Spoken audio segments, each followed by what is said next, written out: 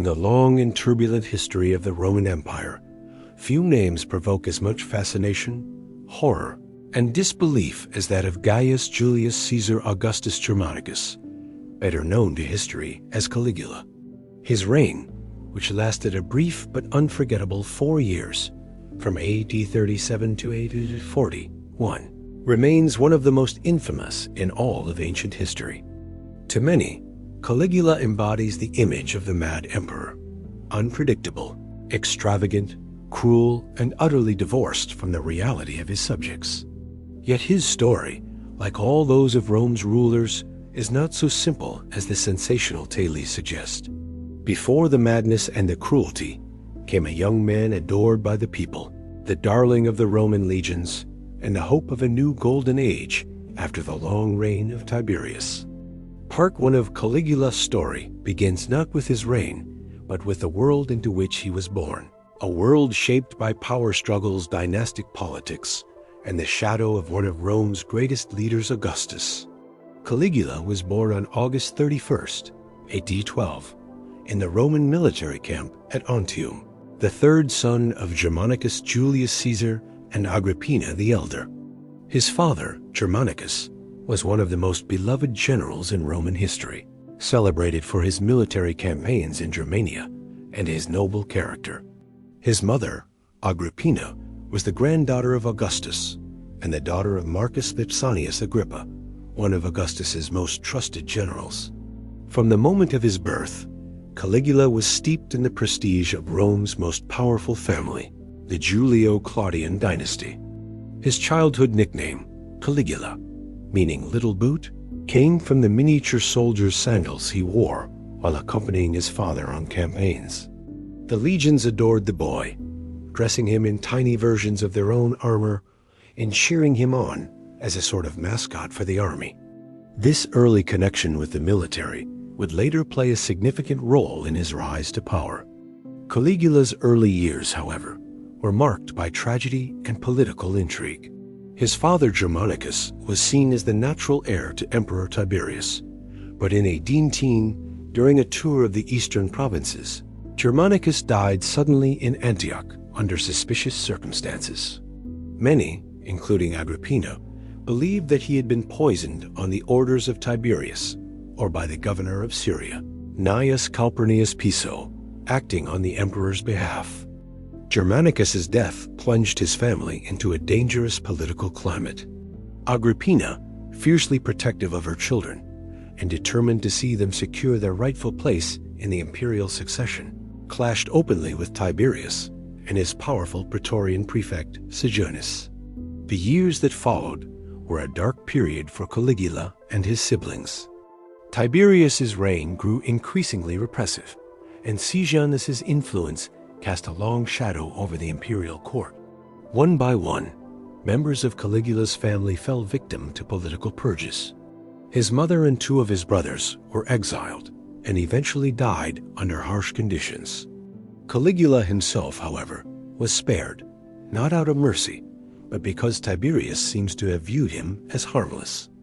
In AD 31, Sejanus was abruptly arrested and executed in a sudden reversal of fortunes. Caligula, who had been living under the emperor's watch, was summoned to live with Tiberius on the island of Capri. This period on Capri remains one of the most mysterious chapters of his life, shrouded in rumors of cruelty, debauchery, and strange rituals. Ancient historians like Suetonius and Tacitus suggest that Caligula learned the art of survival by mastering the role of a compliant, agreeable young man, concealing his true feelings and ambitions while waiting for his chance to act. Tiberius, by this time, was an old and paranoid ruler, deeply suspicious of potential rivals. He had withdrawn from Rome, leaving much of the day-to-day administration of the empire to his trusted advisors. On Capri, Caligula watched, listened, and adapted. The young man's ability to mask his thoughts earned him Tiberius's trust, or at least his tolerance. According to Suetonius, Caligula once said that he had learned to wear a mask and hide his true nature until the right moment came. Whether this was a survival tactic or the early signs of a calculating personality is hard to say, but it ensured his survival where others in his family perished. By E35, Tiberius faced a succession question. With his only son, Drusus, dead, the emperor had to choose an heir.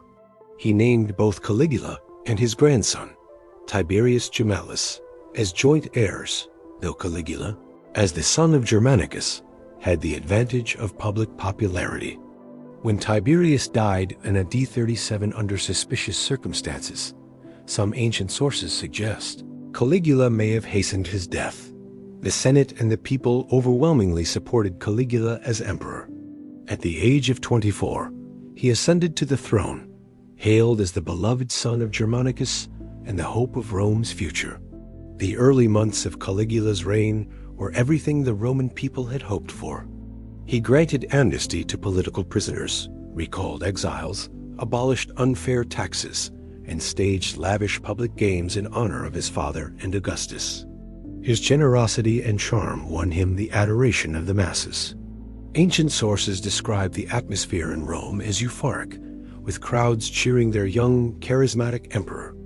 Caligula seemed to embody the best qualities of his illustrious lineage: the military prestige of Germanicus, the political legitimacy of Augustus, and the vigor of youth. However, this honeymoon period was short-lived. In October A37, only months into his reign, Caligula fell gravely ill.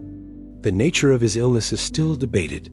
Some historians suggest it may have been encephalitis, while others believe it could have been poisoning or a mental breakdown. Whatever the cause, when he recovered, his personality seemed dramatically altered.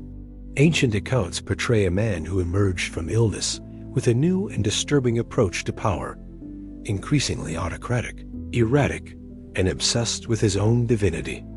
The beloved princeps had begun his transformation into the feared and unpredictable ruler who would become a byword for tyranny. Part 1 of Caligula's story thus ends at this turning point. A young man shaped by loss, political intrigue, and the intoxicating taste of supreme power. The Rome that had embraced him as a savior was about to witness a reign that would test the very limits of imperial authority and leave an enduring mark on history. In Part 2, we will explore the escalation of Caligula's eccentricities and the acts that cemented his reputation as one of history's most notorious rulers. The early months of Caligula's reign were still filled with the euphoria of a public convinced they had found a ruler who could finally heal Rome's political wounds. Senators, equestrians, and the common people alike still clung to their belief that he was the ideal blend of imperial dignity and popular charm, a man whose familial connection to the beloved Germanicus lent him legitimacy and whose own youth promised vigor. Yet beneath the surface of this harmony, cracks were already forming subtle indications of the storm to come. Contemporary historians such as Suetonius and Cassius Dio note that Caligula's personal vanity began to emerge more boldly in this phase of his rule. He sought not just respect, but adoration, cultivating an image of himself as not merely the emperor of Rome, but a figure set apart, someone almost divine in nature. While Augustus had carefully managed the balance between appearing as princeps, first citizen, and emperor, Caligula seemed to prefer the role of monarch in the Hellenistic sense, a ruler whose word was absolute and whose status demanded worship. The transformation from promising young ruler to feared autocrat was not an overnight change. It was a gradual process fueled by ambition, insecurity, illness, and the intoxicating effects of unchecked power. In the months following his illness in late 37 CE, an illness that modern scholars have speculated might have been encephalitis, epilepsy, or even a psychological breakdown, Caligula's behavior shifted dramatically. Before his illness, he had been relatively measured in governance. After it, he became erratic, unpredictable, and according to his critics, cruel. The illness, whatever its nature, seemed to strip away his inhibitions, leaving behind a ruler who no longer felt bound by the expectations of tradition or the moral restraint of earlier emperors. One of the most striking changes was in his relationship with the Senate. Initially, Caligula had restored the practice of publishing the proceedings of the Senate to encourage transparency. He had honored senators publicly and reinstated those who had been exiled or disgraced under Tiberius. But now, he began to view the Senate with open contempt, considering it weak, treacherous, and unworthy of his trust. He mocked senators in public, humiliated them in court, and even forced some to run alongside his chariot as he drove through the streets of Rome. This shift reflected not only his personal disdain for the senatorial class, but also a broader transformation in the political structure of the empire. Whereas Augustus had worked carefully to maintain the facade of republican institutions, Caligula began to strip away that facade, asserting his power as something above and beyond the Senate entirely. He was no longer interested in preserving the illusion of shared governance. He wanted absolute control, and he wanted everyone to know it. Caligula's extravagance during this period also reached new heights.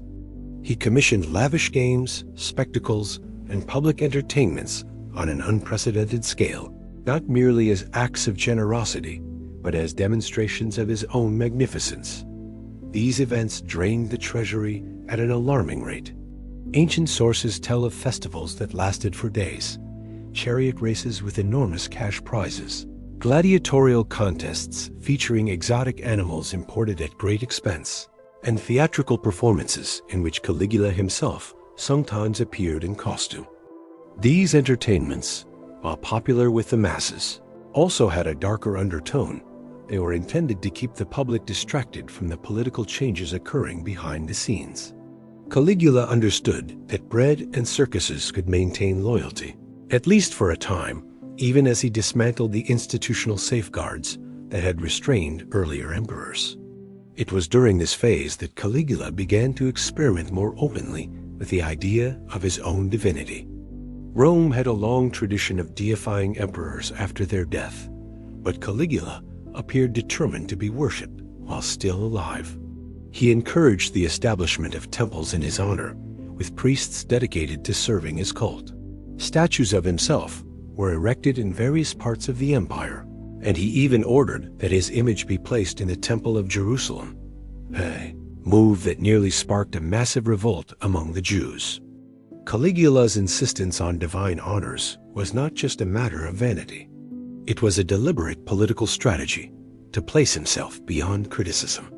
If he were a god, then opposition to him was not merely treason, it was sacrilege. His erratic generosity also began to take a toll.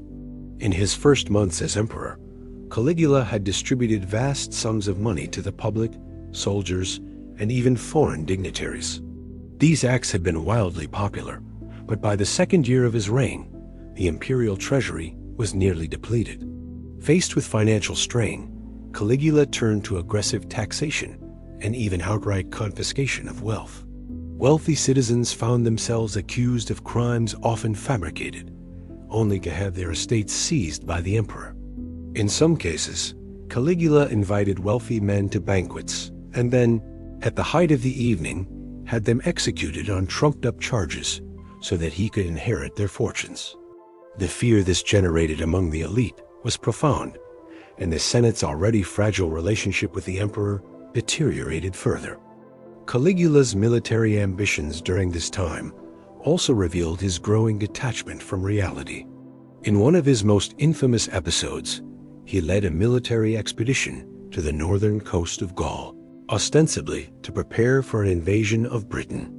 Instead of launching the campaign, he ordered his soldiers to collect seashells as spoils of the sea, and then return to Rome to celebrate a victory over Neptune, the god of the ocean.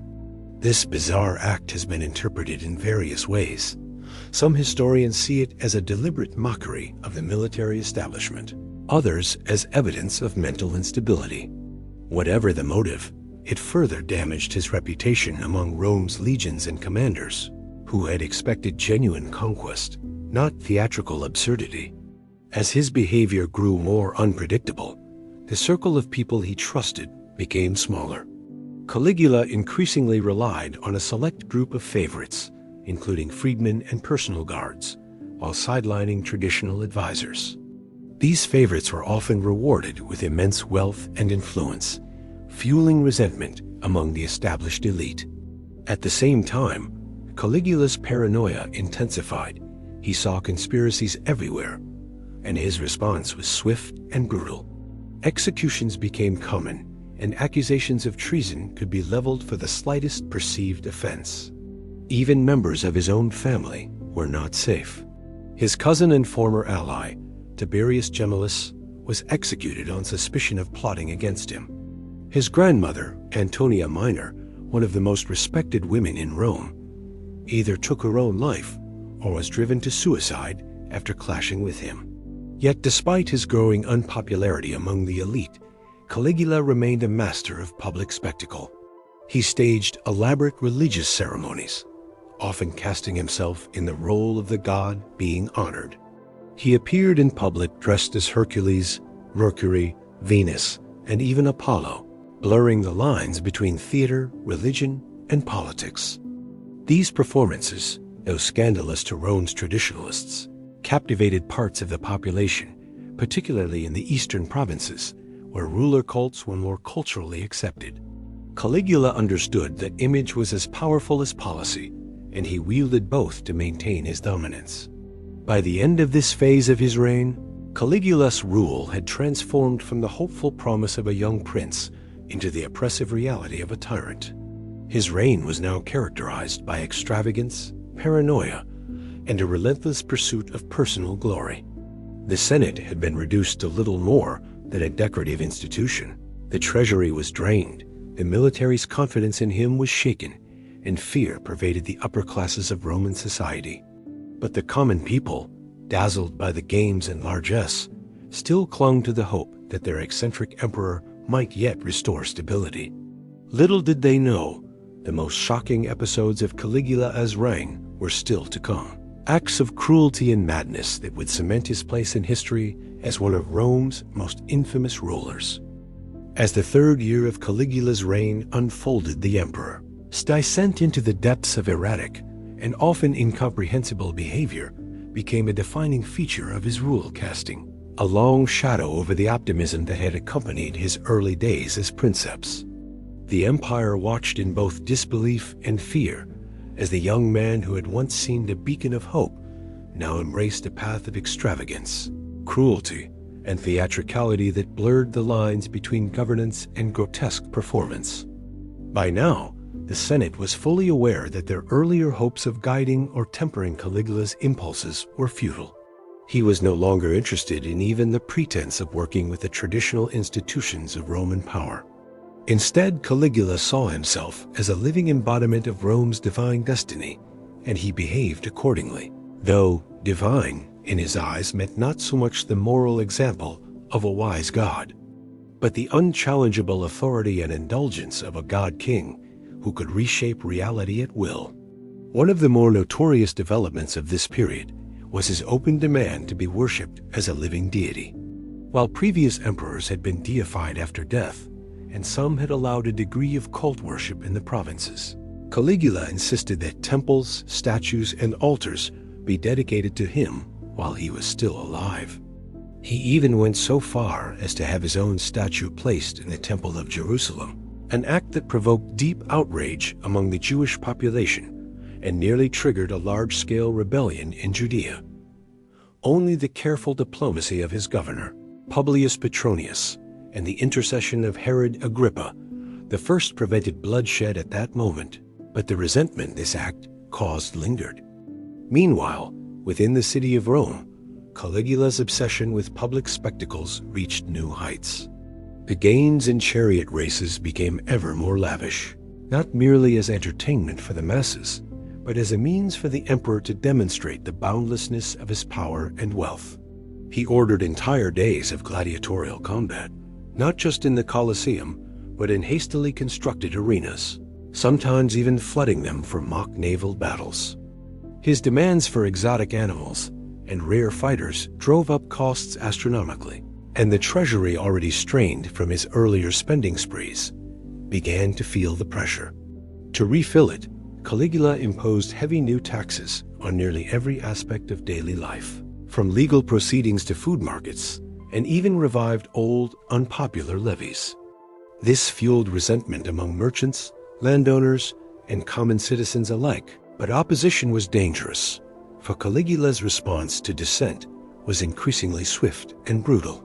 Senators who displeased him found themselves accused of treason on the flimsiest grounds, their property confiscated and their families disgraced. The infamous treason trials that had marked the later years of Tiberius now returned in full force, though under Caligula they took on a more openly vindictive and mocking tone. He would summon a senator to dine with him one day and have him executed the next, often under the guise of a joke or a test of loyalty. This climate of fear corroded the dignity of the Senate, reducing many of its members to little more than sycophants who competed to flatter and amuse the emperor, lest they become his next victim. Caligula, ever theatrical, began to devise bizarre and humiliating ways to assert dominance over those around him. He famously considered making his favorite horse Incitatus a consul, not merely as a joke, but as a deliberate insult to the Senate, a way of declaring that his power was so absolute that even an animal could hold Rome's highest office if he so decreed. Incitatus was lavished with marble stables, ivory mangers, and even jewelry, serving as a living symbol of the emperor's contempt for the political elite.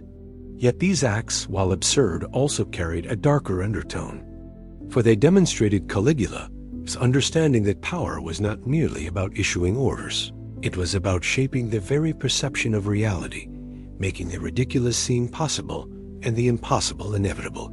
This blending of theater and tyranny extended to his military ventures as well. Around this time, Caligula embarked on a campaign to the northern frontiers, ostensibly to prepare for an invasion of Britain, which had not yet fallen under Roman control. The legions were marched to the shores of the English Channel, their commanders and soldiers alike expecting orders to cross. Instead, Caligula instructed them to collect seashells, declaring them the spoils of the sea, taken from the god Neptune.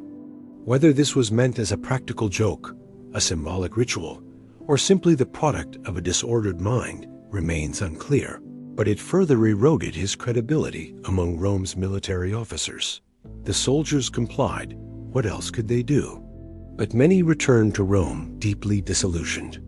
Yet for all his erratic actions, Caligula still maintained a loyal base among the urban plebs, who benefited from his continued public spectacles, distributions of grain, and occasional cash handouts. In their eyes, the emperor was a source of entertainment and largesse, and they were less concerned with the empire as long-term stability than with the immediate pleasures of bread and circuses. This public adoration frustrated the Senate even further, for it meant that any move against Caligula risked sparking unrest among the masses. The Praetorian Guard, too, remained outwardly loyal for the moment, their loyalty secured by generous donatives and the knowledge that they were central to the emperor's personal security. However, cracks were beginning to form beneath the surface. The financial strain was growing, the Senate's humiliation was reaching unbearable levels, and whispers of plots began to circulate in dark corners. Some hoped that Caligula might tire of his excesses and settle into a more stable rule, but those hopes were fading fast.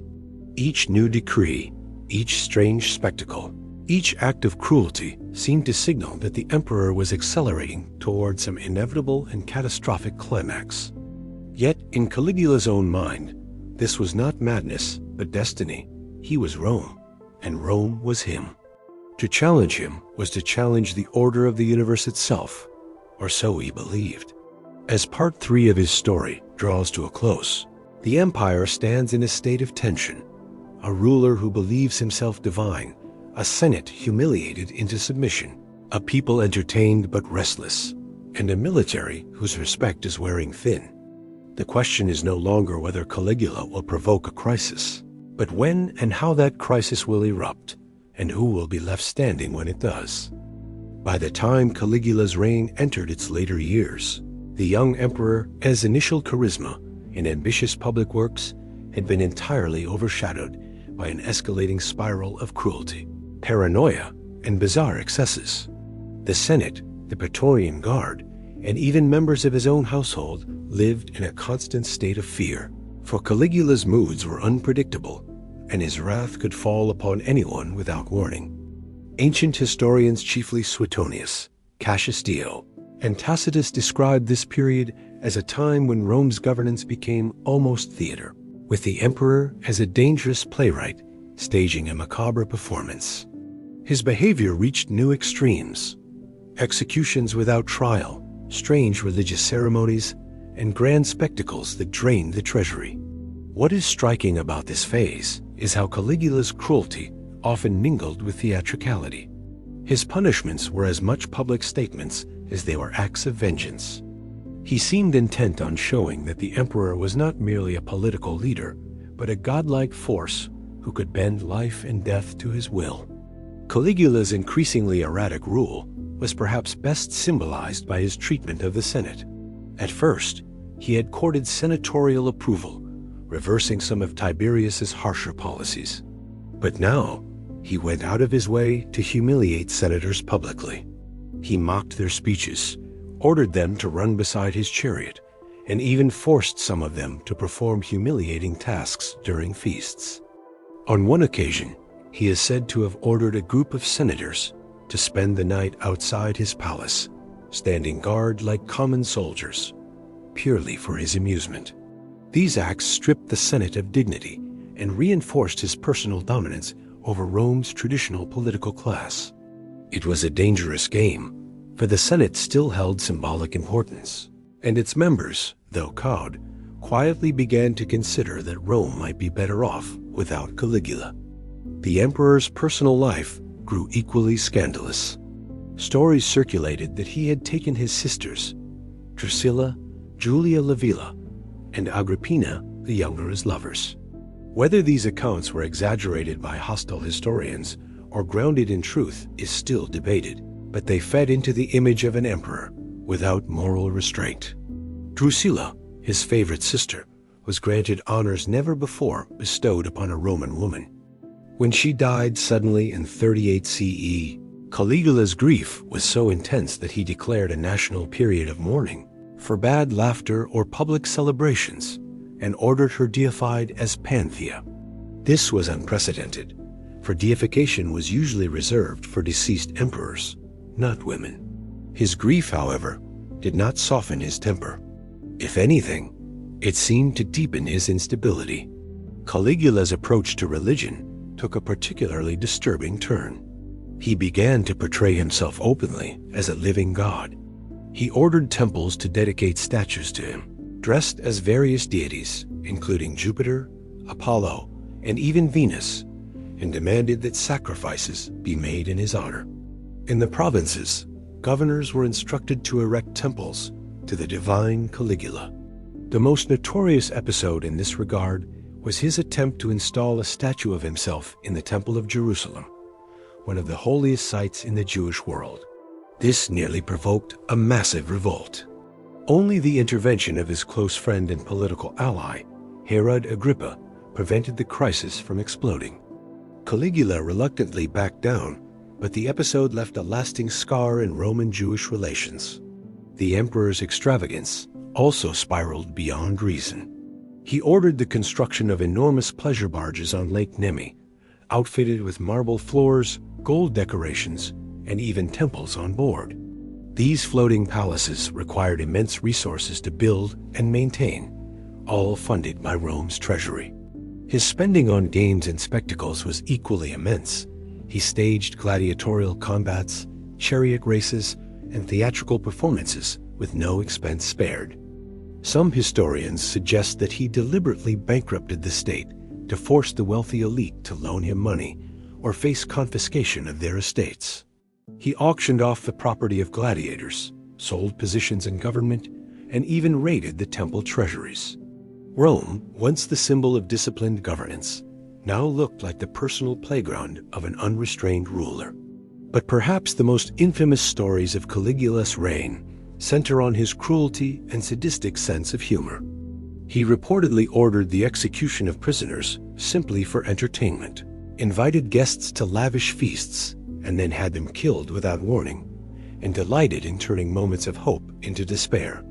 Cassius Dio recounts that he sometimes promised condemned men mercy, only to have them executed anyway, savoring their confusion and fear. His sense of power over life and death seemed to intoxicate him. Even the Praetorian Guard, Rome's elite imperial bodyguard, began to lose patience. Caligula had once been popular with the soldiers. He had raised their pay early in his reign and staged military parades, but his later behavior undermined their loyalty. The most bizarre example was his supposed campaign in Gaul and along the English Channel. Rather than invade Britain as planned, he had his troops collect seashells, declaring them spoils of the sea taken from Neptune himself. This strange episode was deeply embarrassing to the military and became a symbol of his madness in later histories. By late 40 CE, conspiracies against Caligula were quietly forming. Members of the Senate, officers of the Praetorian Guard, and even members of his own household began discussing ways to end his reign. Suetonius records that there were at least 2 failed assassination attempts before the successful plot. Central to the conspiracy was Cassius Chaerea, a Praetorian officer whom Caligula had repeatedly insulted, mocking his perceived effeminacy and assigning him demeaning watchwords. Chaerea's resentment grew into a deadly determination.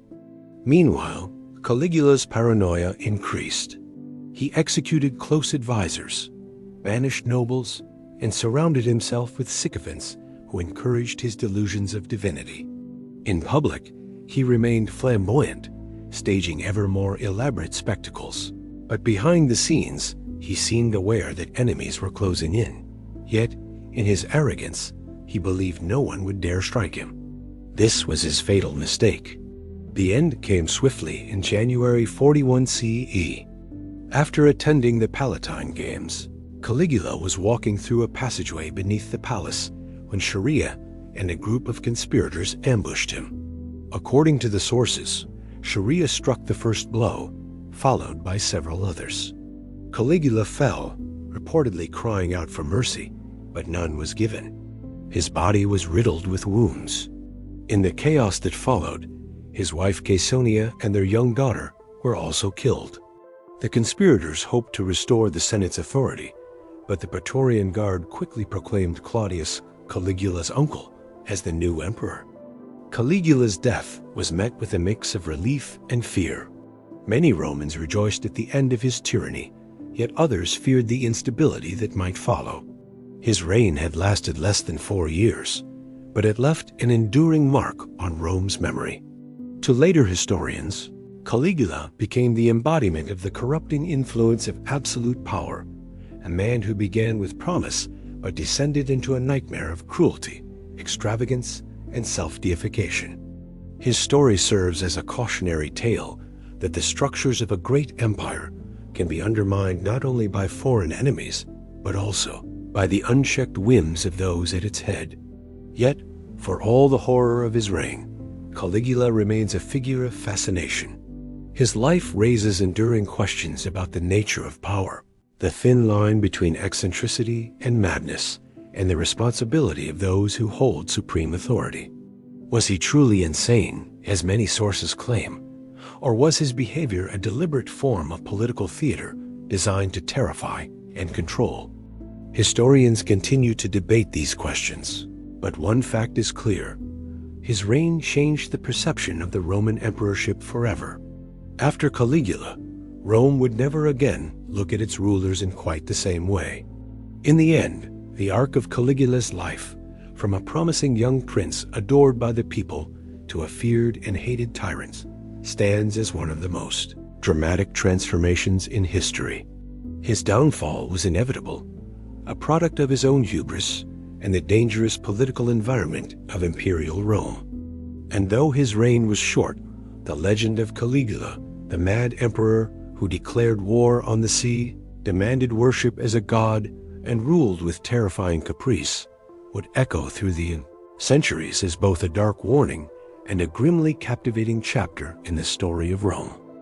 By the final year of Caligula's reign, the Roman Empire had become a reflection of its emperor's eccentricities, extravagances, and ruthless whims. Rome itself seemed almost to tremble under his unpredictable authority, where public spectacles and violent punishments coexisted with displays of generosity that alternately enthralled and terrified the population. The young emperor, once the beloved son of Germanicus and a symbol of hope for the empire, had now become a figure synonymous with cruelty, madness, and excess. His obsession with self-deification, unchecked by tradition or moral constraint, had alienated the Senate, strained the military, and created a climate of fear and suspicion that permeated every level of society. It was in this environment, fraught with tension, political intrigue, and imminent danger, that the final act of Caligula's tragic and controversial story unfolded. The later months of his reign saw Caligula pursuing increasingly audacious and often incomprehensible projects.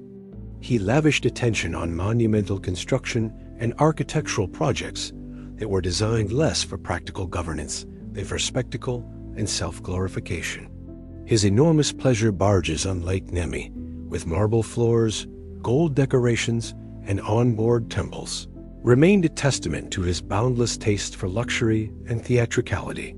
He commissioned bridges and aqueducts, though often at immense expense to the Roman treasury, and yet he still demanded extraordinary tribute from both citizens and conquered peoples. To fund his whims, he implemented heavy taxes, confiscated property from wealthy elites, and auctioned off public offices to loyal supporters or favored courtiers. These measures increased both resentment and fear among Rome's aristocracy, while the common people, dazzled by grand games, festivals, and distributions of grain and money, remained, at least superficially, supportive. This duality of fear and adoration would shape the final chapters of his reign. Caligula's personal life by now had become deeply entangled with scandal. He was rumored to have maintained incestuous relationships with his sisters, most notably Drusilla, whom he deified after her untimely death, elevating her to a status never before accorded to a Roman woman. Caligula's fascination with divinity extended to himself, and he increasingly demanded that his subjects worship him as a living god. Temples were erected in his honor, statues adorned public spaces, and citizens were compelled to offer sacrifices and prayers to his image. One of the most infamous episodes during this period was his order to place a statue of himself in the Temple of Jerusalem, a provocative act that nearly ignited rebellion among the Jewish population. Although the crisis was diffused diplomatically, the episode left a lasting scar on relations between Rome and its eastern provinces.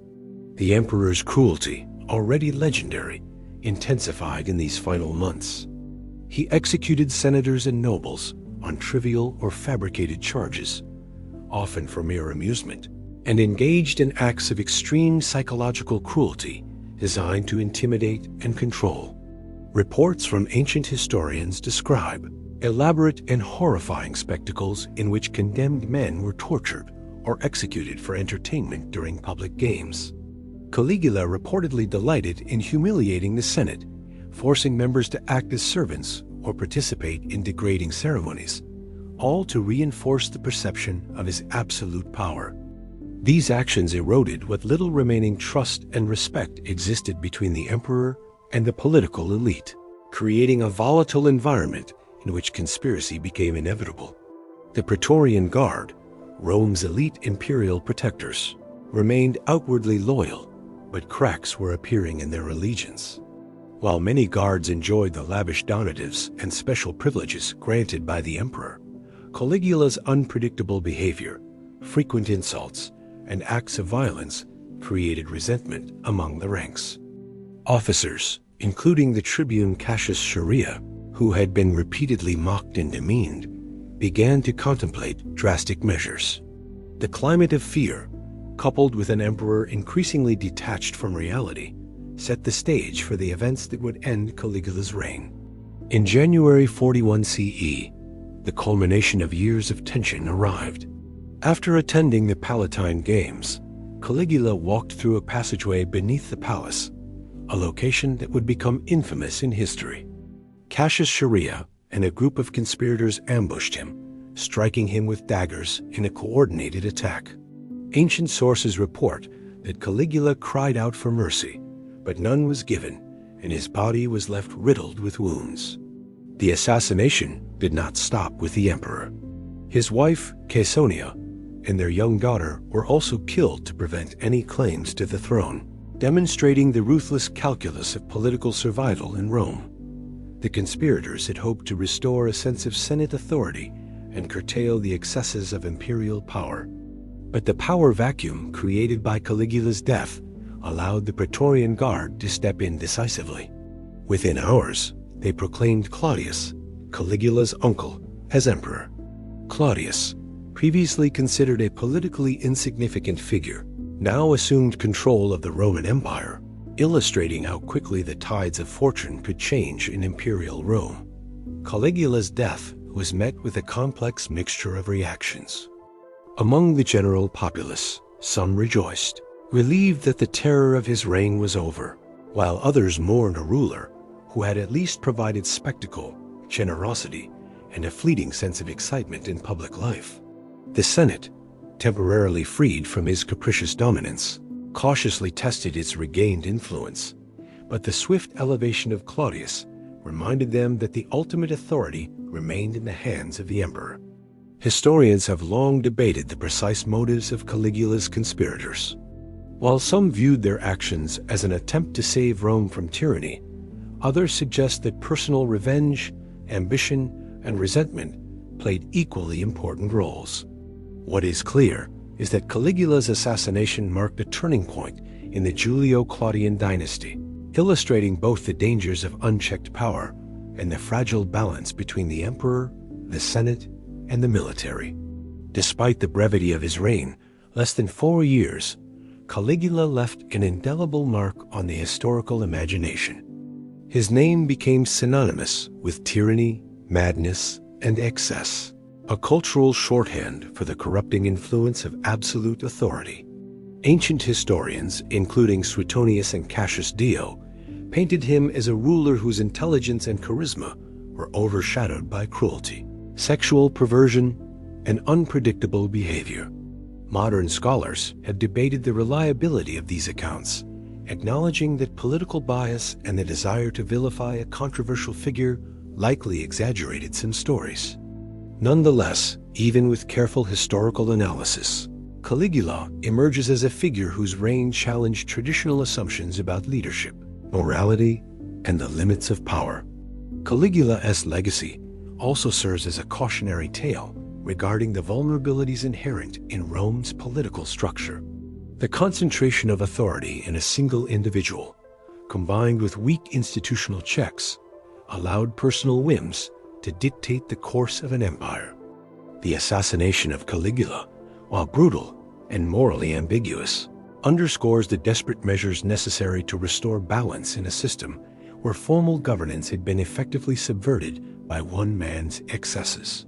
His life and death continue to provoke discussion and debate among historians, scholars, and popular audiences alike, highlighting enduring questions about the nature of power, the responsibilities of leadership, and the thin line between genius, eccentricity, and madness. In conclusion, Caligula's reign represents one of the most notorious and instructive episodes in the history of the Roman Empire. From his promising beginnings as the adored son of Germanicus to his transformation into a feared, unpredictable, and often cruel emperor, his life encapsulates the complex interplay between personality, politics, and historical circumstance. Though his rule ended violently and left Rome scarred, it remains a powerful example of how the ambitions and character of a single ruler can shape the destiny of an empire. Caligula's story, tragic and sensational, continues to fascinate scholars and the public alike, ensuring that his name endures as one of the most infamous in the annals of history.